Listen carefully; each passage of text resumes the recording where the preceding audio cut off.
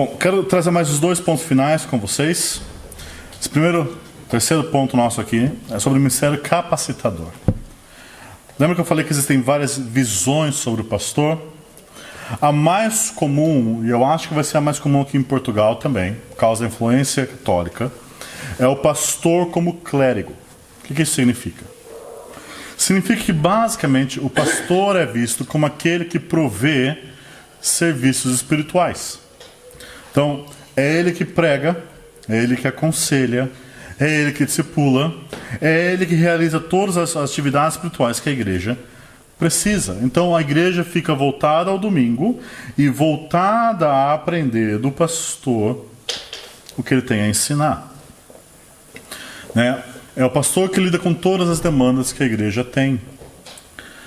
Reagindo contra isso, essa visão um pouco mais tradicional, nos Estados Unidos e em alguns outros lugares, começou-se a ter a visão de um pastor mais como um administrador, como um gerente, um diretor executivo.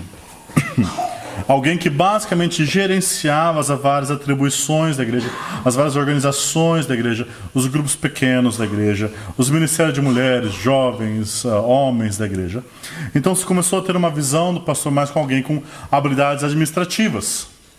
Enquanto a primeira visão é a visão do pastor mais com habilidades de pregação, essa é uma visão do pastor como mais habilidades administrativas. E ambas essas visões têm um elemento da verdade, que o pastor é chamado para ser pregador e o pastor é chamado para liderar, só que por tornar esse elemento da verdade absoluta, elas são visões falhas sobre o pastor. Então, vamos investigar o que Efésios 4, 7 a 16 fala sobre o ministério dos pastores. E a graça foi concedida a cada um de nós, segundo a proporção do dom de Cristo. Por isso diz, quando ele subiu às alturas, levou cativo o cativeiro e concedeu dons aos homens. Ora, o que quer dizer subiu, senão o que também havia descido até as regiões inferiores da terra? Aquele que desceu é também o mesmo que subiu acima de todos os céus para encher todas as coisas. Perceba aqui, então, que Paulo está fundamentando o que ele vai falar no Evangelho, da própria salvação e ressurreição de Cristo Jesus. Que Cristo, ao vir morrer na cruz e ressuscitar, ele liberta o cativeiro, ele leva cativo o cativeiro, certo? Ele liberta o seu povo das garras de Satanás. E o que nós vemos aqui é que ele desce às regiões inferiores à própria terra e nos resgata. E daí Paulo faz como se fosse um trocadilho com o salmo original. Enquanto o salmo original fala que Deus recebeu homens como presentes, e isso é verdade também, Paulo cita aqui com certa liberdade poética e inspirada para falar que Deus deu, Cristo deu presente aos homens. Ou seja, a imagem aqui era de um rei conquistador. Não sei se vocês lembram, quando Abraão vai e liberta aquele povo, inclusive Ló, que havia sido preso. Quando ele resgata aqueles cativos, todos os tesouros pertenciam a ele. Todos os tesouros das bênçãos de Deus, de que um homem justo merece, toda a bem-aventurança que um justo merece, Cristo a merece. E são dele. Quando Cristo resgata e pega homens e mulheres para si, ele pega do seu tesouro que lhe pertence e compartilha com o seu povo. E é por isso que Paulo fala que a graça, caris, foi compartilhada a cada um de nós segundo a proporção do dom de Cristo. Ou seja, a igreja é uma comunidade carismática nesse sentido, uma comunidade que tem os dons do Espírito atuando em diferentes proporções, Paulo coloca aqui.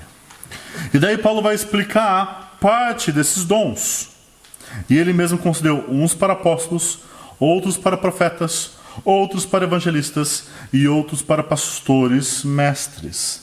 Perceba então que esses ministérios que Paulo quer destacar são aqueles ministérios da palavra. Aqueles que anunciam a palavra de Deus.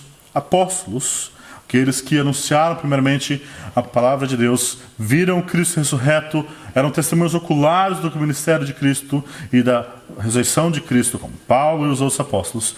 Profetas que traziam mensagens inspiradas momentâneas para a igreja naquela época. Evangelistas que eram comissionados apóstolos para proclamar o evangelho onde não havia ainda ninguém pregado. Por assim dizer, eram apóstolos dos apóstolos, né, comissionados dos apóstolos. E pastores mestres, né? Aqui não existe outros para no original. Entende-se que pastores mestres são um só grupo. São pastores que ensinam. Pastores que são mestres. Pastores que exercem o ministério através do ensino. E perceba que todos esses dons da palavra, dons de ensino, são dados com vistas ao aperfeiçoamento dos santos para o desempenho do seu serviço. Para a edificação do corpo de Cristo, até que todos cheguemos à unidade da fé e do pleno conhecimento do Filho de Deus, à perfeita varonilidade, à medida da estatura da plenitude de Cristo, para que não mais sejamos como meninos agitados de um lado para o outro e levados ao redor por todo o vento de doutrina, pela artimanha dos homens, pela astúcia com que induzem aos erros. Mas, seguindo a verdade em amor, cresçamos em tudo naquele que é a cabeça, Cristo, de quem todo o corpo bem ajustado e consolidado pelo auxílio de todas as juntas, segundo a justa cooperação de cada parte, efetua o seu próprio aumento para a edificação de si mesmo em amor. Então, agora, se você quer saber o que é uma igreja saudável, Paulo coloca aqui. Se você quer saber qual que é o programa de Deus ou a estratégia de Cristo para a igreja, também está aqui. Uma igreja saudável, segundo Paulo coloca, é aquela que é edificada, que cresce, que chega à unidade da fé, ao pleno conhecimento do Filho de Deus, ou à perfeita varonilidade, à medida da estatura da plenitude de Cristo. E a ideia é a seguinte: Cristo como o homem perfeito, o segundo Adão, aquilo que a humanidade deveria realmente ser, ele tem uma estatura de maturidade como ser humano perfeito, e o trabalho dos ministros da palavra, inclusive pastores mestres e toda a igreja, é chegar nesse nível. Só isso. É só isso que é o seu trabalho, pastores. Levar toda a sua igreja a ser igual a Jesus. Fácil? Fácil? Simples de entender. Absurdamente difícil de fazer. Na verdade, impossível de fazer pelas nossas próprias mãos. É por isso que o trabalho de um pastor é um trabalho sobrenatural. Se o Espírito Santo não agir, nada se acontece. E quando a gente cresce nessa maturidade, a consequência disso é que nós somos maduros e conhecemos tanto Jesus, que nós não somos mais como um barquinho levado de um lado para o outro. Nós não somos agitados pelo vento. Nós não somos enganados por falsas doutrinas. Então perceba a estrutura que Paulo coloca aqui, que o ministério da palavra é crucial para que uma igreja não seja levada de um lado para o outro pela artimanha dos homens, pela astúcia do que os induzem ao erro. Paulo entende que a igreja recebeu dons, presentes. Pastores que ensinam são dons, são presentes. São aquilo que Cristo tira da sua própria graça, caris, e dá para a sua própria igreja. Então perceba que a importância que Paulo vê desse ministério dos pastores na igreja, dos pastores que ensinam, os pastores mestres. E o trabalho desses pastores mestres é com vistas ao aperfeiçoamento dos santos. E a ideia aqui é tornar alguém amplamente capacitado para realizar uma função. É você pegar alguém e treiná-lo para que ele execute algo. É você dar todas as instruções necessárias para que ele possa realizar algo. Que algo? O desempenho do seu serviço.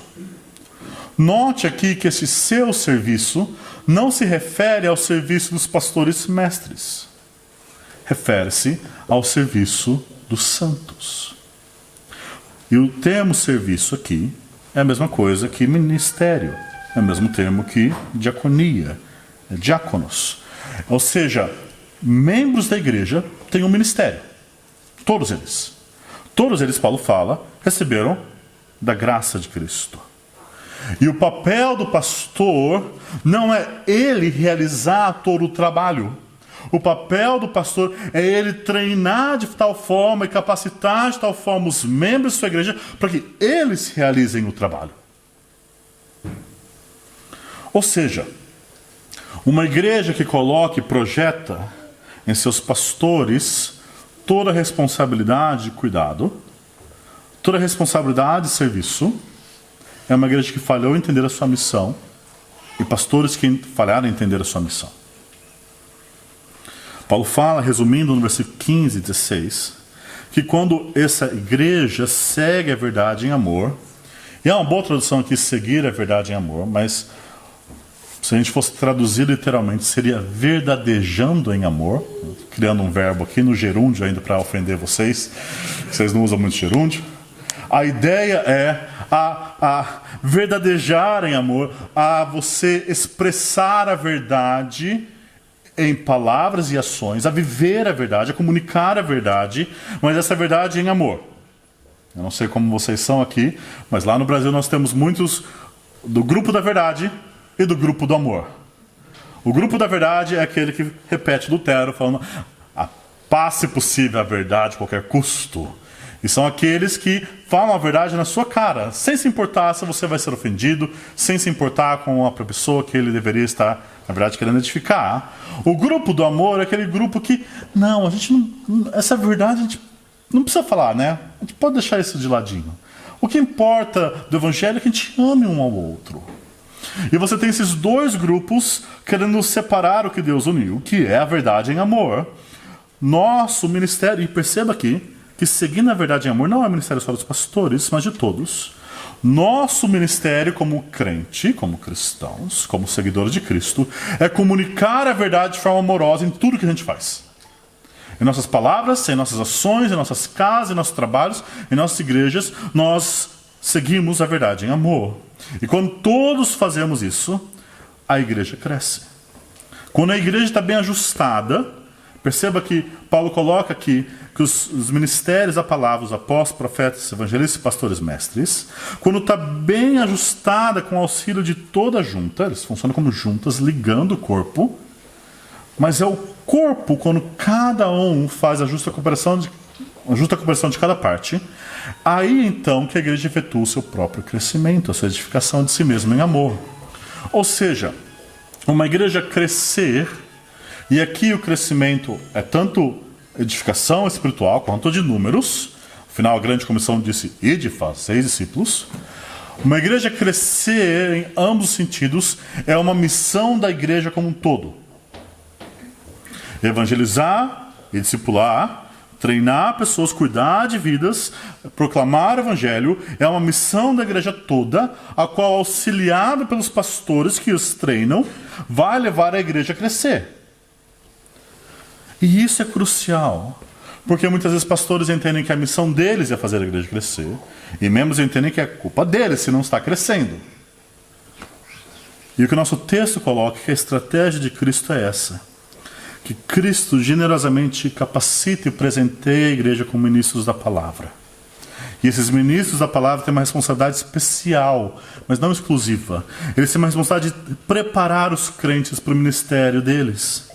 E os crentes, então, naquele sacerdócio universal, que Lutero cunhou o termo, na ideia onde todos nós somos sacerdotes um dos outros, ninguém é sacerdote para si mesmo, se é sacerdote em prol do próximo, onde nós ministramos a palavra de Deus e oramos e intercedemos um pelos outros, quando a igreja assume a sua responsabilidade final, que ela não pode abdicar, quando nós vivemos a verdade em amor, nós então crescemos em direção ao alvo, que é a imagem de Cristo, e somos mais parecidos com Cristo, que graciosamente nos dá mais ministros da palavra, que treinam mais membros, que crescem ainda quando servem uns aos outros, e somos mais a imagem de Cristo, que nos dá mais pastores e mestres, e assim é o ciclo de crescimento da igreja. É assim que foi a estratégia de Paulo e dos apóstolos, conforme Cristo disse: ide fazer discípulos. Eles foram, plantaram igrejas, instituíram presbíteros e diáconos, e essas igrejas deveriam então multiplicar em outras igrejas ao redor. É por isso que Paulo vai nas suas viagens só nas principais cidades de cada local, e a ideia era que aquelas igrejas fossem centros de plantação de outras igrejas ao redor, nas outras cidades. Essa é a estratégia que Cristo nos deu de como crescer com uma liderança saudável e uma igreja saudável. Isso significa que talvez a imagem que nós temos que ter do pastor não é só como um clérigo, não é só como um administrador, mas é também como de um treinador. Alguém que capacita e administra. Alguém que capacita e lidera. Alguém que anuncia o evangelho, anuncia a palavra, mas também treina pessoas para eles exercerem seu próprio trabalho. Então vocês também gostam de futebol. Então a imagem do pastor não é do treinador lá de fora, mas do capitão do time, guiando o time do lado de dentro. Ao mesmo tempo ele serve e coordena o time, mas é o próprio time que faz o jogo vencer, o time ganhar, o jogo avançar, fazer um gol. Da mesma forma, nossa ideia do pastor deve ser aquele que junto com os membros está trabalhando para o crescimento da igreja. Nós temos que tomar muito cuidado quando nós temos uma ideia onde os pastores fazem tudo, ou onde nós não temos pastores que nos treinam. As duas coisas são perigosas. Nós precisamos crescer e Cristo deu pastores à igreja para isso. E isso, como eu já li em 2 Timóteo 2,2, é a estratégia de Paulo da perpetuação da igreja e do evangelho na terra. E as coisas que me ouviu dizer na presença de muitas testemunhas, confie em homens fiéis que sejam também capazes de ensinar aos outros. Paulo está preocupado com a 4ª geração de ministros da palavra, e Paulo instrui Timóteo a também estar preocupado com as próximas gerações de ministros na palavra, e todos vocês presbíteros e pastores aqui são responsáveis por garantir as próximas gerações de ministros da palavra. Não é uma outra igreja, não é o seminário, não é o instituto, não é qualquer outra coisa, mas pastores e igrejas que fundamentalmente formam homens de Deus, que são ajudados por seminários, institutos, palestras e outras coisas, mas que fundamentalmente são formados na igreja local. Essa visão do ministério transforma, porque agora vai se entender que todo crente deve ser desafiado a viver uma vida de comunicar a palavra em amor. O livro A Treliça Videira, que eu mostrei, ilustra isso de uma forma tão boa. Talvez um exemplo muito americano, mas vocês tentem adequar ao seu contexto. A ideia é que de um membro da igreja chega o pastor e diz: gostaria de servir mais a igreja, gostaria de ajudar mais na igreja, pastor, o que eu posso fazer? Muitas vezes a resposta imediata que nós temos é: você pode ajudar nesse ministério, você pode ajudar nesse ministério, você pode fazer isso ou aquilo. Mas raramente a resposta de um pastor é: olha, tá vendo a irmã Ana ali no canto? Ela recentemente perdeu o marido, está precisando de alguém que esteja andando junto com ela. Você pode fazer isso? A resposta de muitos membros ao ouvirem tamanho desafio seja: eu não sei fazer isso. E daí que vem o momento perfeito. Ok, eu vou te treinar para fazer isso. Eu vou te ajudar a fazer isso. Mas de tal forma onde todos entendem que é parte do ministério cada um servir uns aos outros, a ajudar uns aos outros a amar e seguir Jesus. O chamado para gerar mais pastores é então que vão entender que a liderança que Cristo planejou para a igreja é uma liderança plural. Uma liderança plural. Então, o argumento bíblico disso é que no Novo Testamento, presbíteros ou anciãos, bispos e pastores são usados de forma intercambiável para falar das mesmas pessoas. E que o padrão do Novo Testamento é que havia uma pluralidade de pastores em uma igreja local. Então, eu quero mostrar esse argumento com vocês. Sei que muitas igrejas de vocês acham que já tem pluralidade, então, perdoe-me ser redundante, talvez. Presbíteros, igual a bispos, igual a pastores. Nós podemos ler em Atos 20, 17, que Paulo está passando perto de Éfeso, mas ele não ia para Éfeso, então ele manda chamar os presbíteros da igreja. E conforme esses anciãos chegam para a igreja, Paulo diz para ele: atendei por vós e por todo o rebanho sobre o qual o Espírito Santo vos constituiu bispos, lembra episcopos aqui, para pastoreardes a igreja de Deus. 1 Pedro 5, 1 a 2, nós lemos esse texto. Portanto, apelo para os presbíteros que há entre vocês, pastoreiem o rebanho de Deus que está aos seus cuidados, olhem por ele. E o lema aqui é a mesma coisa, a ideia de episcopos, de supervisor, de bispo. E Tito 1, 5 a 7, por esta causa te deixei em Creta, para que em cada cidade constituísse presbíteros, conforme te prescrevi, alguém que seja irrepreensível, porque é indispensável que o bispo seja irrepreensível. Então, de forma geral, no Novo Testamento, nós temos 3 termos que são usados para falar de um mesmo ofício, de uma mesma pessoa. O primeiro termo é presbítero, ou ancião, presbúteros, que indica pessoa. Ancião. Idoso. Senhor. Refere-se aqui à maturidade da pessoa. E mostra a necessidade de maturidade espiritual do ofício.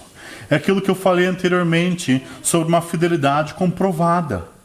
A pessoa precisa ser madura. E maturidade não se ganha necessariamente com o tempo, mas raramente se ganha sem o tempo. Acho que todos nós podemos lembrar quando nós tínhamos 20 anos, aqueles talvez que ainda estão aí, talvez lembrem quando você tinha 15 anos, e você pode lembrar claramente a diferença de maturidade que você tem hoje da maturidade que você tinha naquela época. Então não significa que a Escritura nos dá uma idade, né?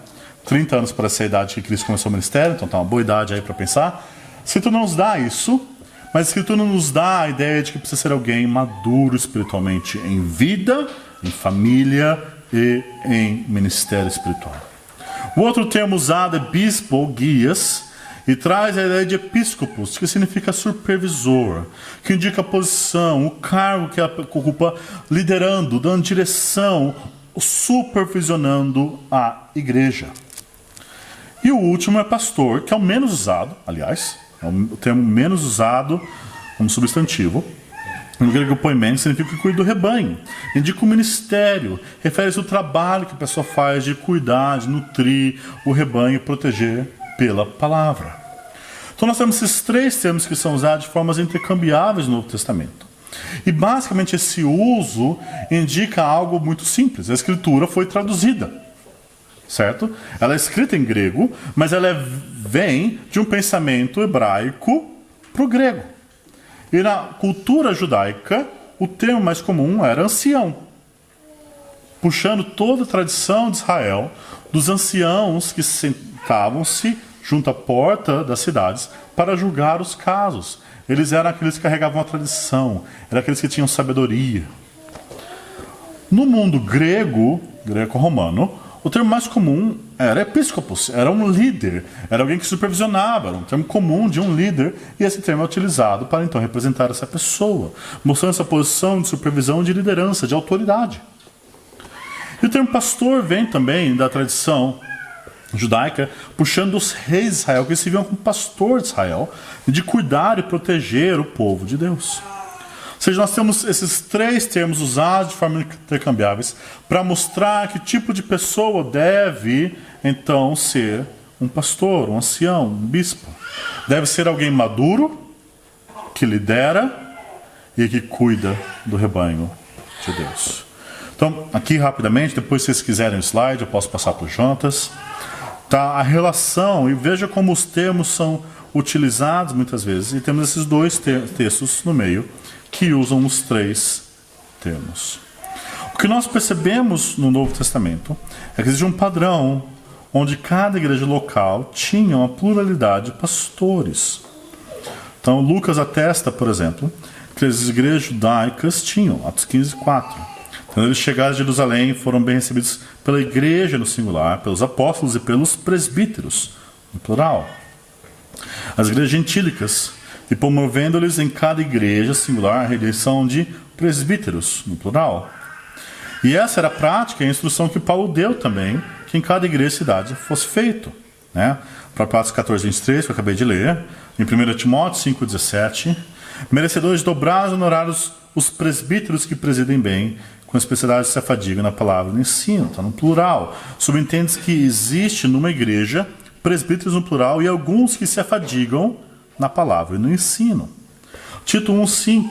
pusessem em ordem as coisas restantes, bem como em cada cidade, no singular, constituísse presbíteros, conforme te prescrevi. E Tiago, em uma carta geral, e esse é um dos textos que eu mais gosto, ele assume isso. Lembra que Tiago escreve para os crentes na dispersão, escreve uma carta para ser espalhada para todos os lugares possíveis, e Tiago assume que se tiver alguém doente, pode chamar os presbíteros, no plural, da igreja no singular. Tem alguém doente em alguma igreja, em qualquer igreja que foram plantadas? Dá para chamar os presbíteros no plural. Então, a menos que nós tenhamos um bispo, um presbítero, um pastor no singular, por exemplo, Pedro falando, eu presbítero como vós, né? Ou João falando, eu presbítero, normalmente o padrão no Novo Testamento é o plural. Pastores, presbíteros, bispos, numa igreja local. Isso tem grandes vantagens. Tem a vantagem de prestação de contas, certo? Onde cada pastor ajuda uns aos outros. Os pastores, muitas vezes, também têm seus faros, também têm suas fraquezas, e também precisam prestar contas, precisam compartilhar as suas fraquezas uns com os outros, e isso é melhor feito num presbitério. Há mais sabedoria, pois como a palavra de Deus diz, na multidão de conselho, há sabedoria. Há a suplementação dos dons também, porque nem todos os pastores são exímios pregadores. Há aqueles que sabem manejar melhor a palavra de Deus num aconselhamento 1 a 1, ou pastoreando um pequeno grupo, ou cuidando de um discipulado, ou treinando pessoas, ou ensinando uma EBD em vez de ensinar no púlpito, na pregação. E também a divisão de cargas, porque afinal, cuidar de pessoas não é fácil. Eu sempre digo para as pessoas lá no Brasil, imagine a si mesmo e considere a si mesmo. Você se considera uma pessoa fácil de lidar. Você considera que é fácil lidar com você, com todas as suas peculiaridades. É fácil conversar, você é fácil de mudar, fácil de pastorear.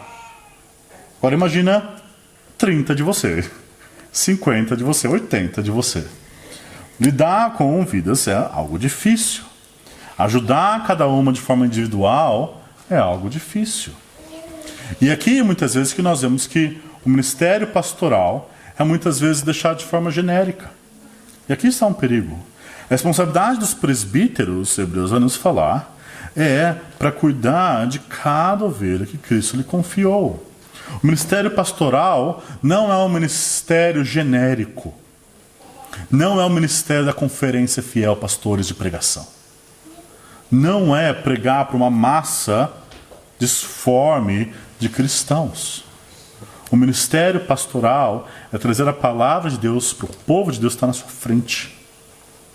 Para o João, para a Maria, para a adolescente, para a senhora, para o casal que brigou essa semana. Para cada caso específico, trazer a palavra de Deus. E quando nós começamos a pensar isso, nós começamos a perceber a dificuldade que é o ministério pastoral. Pregar no domingo uma vez por semana é muito fácil. Você vai lá, você prega, ainda mais quando você prega em diversas outras igrejas. Você não tem uma responsabilidade fixa com aquele povo lá. Mas cuidar de cada pessoa para que em seus relacionamentos, em suas amizades, em sua paternidade, maternidade, em ser filho, seja mais com a palavra de Deus, isso é um trabalho impossível. Que sem a ajuda da palavra de Deus e do Espírito de Deus, jamais conseguiríamos. Por isso o chamado aos pastores é justamente esse. Atender por vós e por todo o rebanho sobre o qual o Espírito Santo vão se constituir bispos, para pastoreares a igreja de Deus, a qual ele comprou com seu próprio sangue. Pastores aqui, presbíteros aqui, aqueles que almejam ser presbíteros, entendam, o chamado que Cristo deu para vocês é para atender, para supervisionar, para cuidar de cada vida que Cristo colocou sob o seu cuidado. Hebreus diz como alguém que vai prestar contas. Você vai prestar contas de como você cuidou da Maria, do João, do Pedro, e assim por diante. E pense na responsabilidade que é isso. Para pastorear qual rebanho? A igreja de Deus, a qual ele comprou com seu próprio sangue. O ministério pastoral é um ministério impossível. Quem é suficiente para essas coisas, Paulo diz. Mas nós ministramos não na força do braço carnal, mas no braço da onipotência de Deus.